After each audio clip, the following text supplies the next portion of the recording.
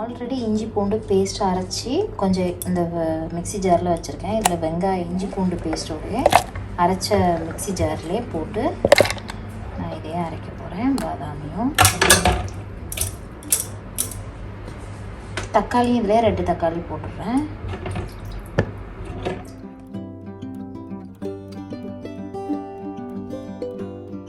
நம்ம தக்காளியே இதில் போட்டாச்சு.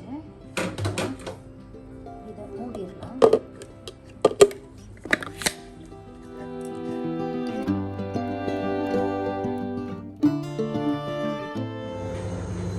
நம்ம அரைச்ச அந்த பேஸ்ட்டு ரெடியாக இருக்குது. இந்த வெங்காயம் எல்லாம் போட்டு அரைச்சோம் இல்லையா, அந்த பேஸ்ட்டு ரெடியாக இருக்குது.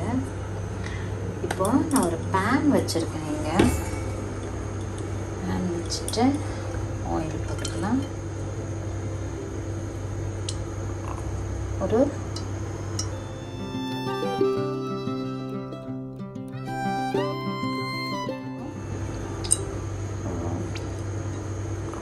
போட்டுட்டு அடுத்தது கொஞ்சமாக ஒரு 1/2 ஸ்பூன் சாய் ஜீரா போட்டுக்கிறேன். நார்மல் ஜீரகம் கிடையாது, சாய் ஜீரா.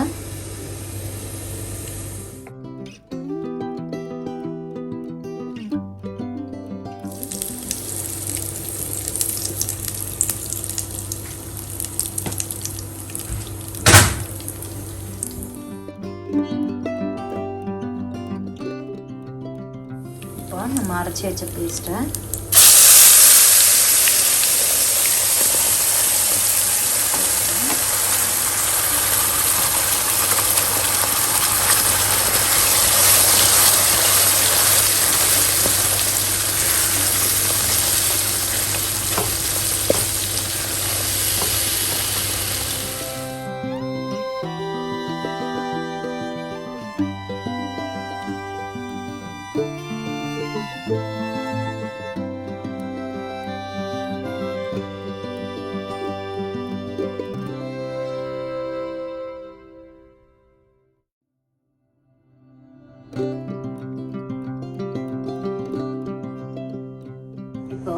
நம்ம இங்கே ஒரு பக்கம் இந்த பேஸ்ட் நல்லா நம்ம அதில் போட்டு கொதிக்க வச்சிட்ருக்கு. நல்லா கொதிச்சிட்ருக்கு. நல்லா அந்த பச்சை வாசனைலாம் போட்டும். இப்போ அடுத்தது எதுக்காக நம்ம பண்ணுறதுன்னா கேப்சிகம்.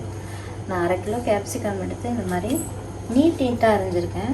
இந்த மாதிரி அடுத்தது மசாலா ஐட்டம்னு பார்த்தீங்கன்னா தனியாத்தூள் 2 டீஸ்பூன், சில்லித்தூள் 1 teaspoon, 1/2 spoon garam masala and தேவைக்கேற்ற அளவுக்கு உப்பு.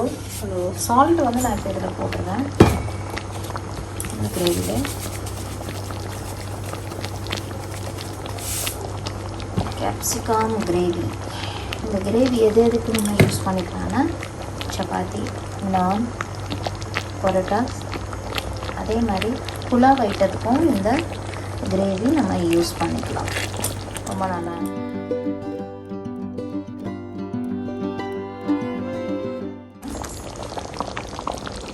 கஸ்தூரி மேத்தி ஒரு 1/4 ஸ்பூன் வச்சுருக்கேன். இது வெறும் நார்மல் பேனில் இப்போ வச்சுருக்கேன். இதை லைட்டாக நம்ம வந்து ஒரு சூடு பண்ணி இதை வந்து இந்த மாதிரி இருக்கிறத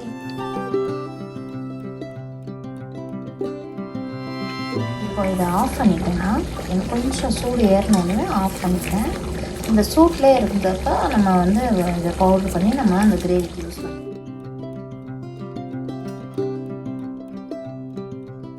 அந்த மாதிரி பண்ணாதீங்க. இந்த மாதிரி லைட்டாக வார்ம் ஆக்கிட்டு ஃபேனை இந்த மாதிரி பண்ணுங்கள். அவ்வளோதான், இது ரெடி. வச்சுருக்கோம். சரி, இந்த ஸ்டேஜில் நம்ம எடுத்து வச்சுருக்க பவுடர் ஐட்டத்தெல்லாம் போடலாம். தனியாத்தூள், சில்லித்தூள் 2 போட்டேன். அதே மாதிரி நம்ம எடுத்து வச்சுருக்க கரம் மசாலாவையும் நான் போட்டுறேன். போட்டுட்டு நல்லா மிக்ஸ். இதில் இன்னொன்று நான் மஞ்சள்தூள் போடலை. ஸோ இதுக்கு நான் மஞ்சள் யூஸ் பண்ணுறேன். உங்களுக்கு வேணும்னு நினைக்கிறவங்க போட்டுக்கோங்க.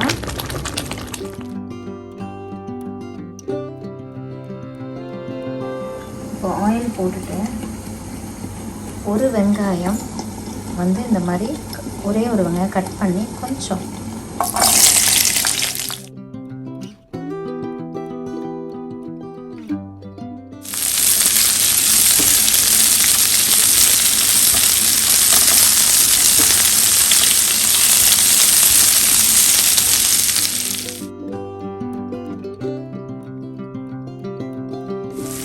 வெங்காயம் இந்த அளவுக்கு வதங்கினா போதும், ரொம்ப வதங்கணும்னு அவசியம் இல்லை. இப்போ நம்ம அரிஞ்சு வச்சுட்டு கேப்சிகம் இதில் போட்டுடலாம்.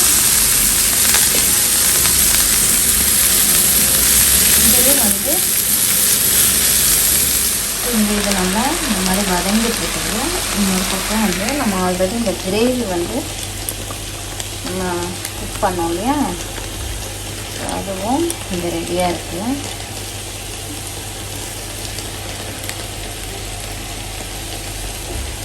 போட்டு அடுப்பு ஸ்லோ பண்ணிவிட்டு நான் மூடி வச்சுட்டேன். இப்போ மூடி வச்சதுக்கப்புறம் இந்த மாதிரி ரெடியாக இருக்கும். இப்போ எண்ணெயெல்லாம் மேலே பிரிஞ்சு வெளியே வந்துடுச்சு.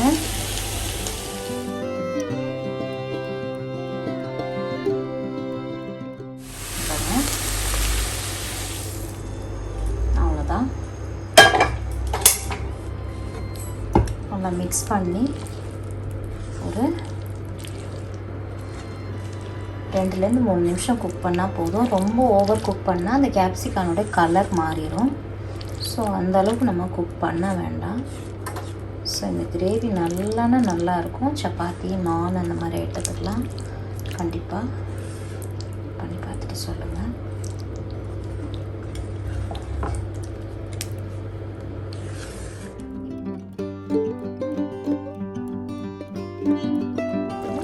பவுட்ரு அதையும் இல்லை நம்ம சேர்த்துக்கலாம்.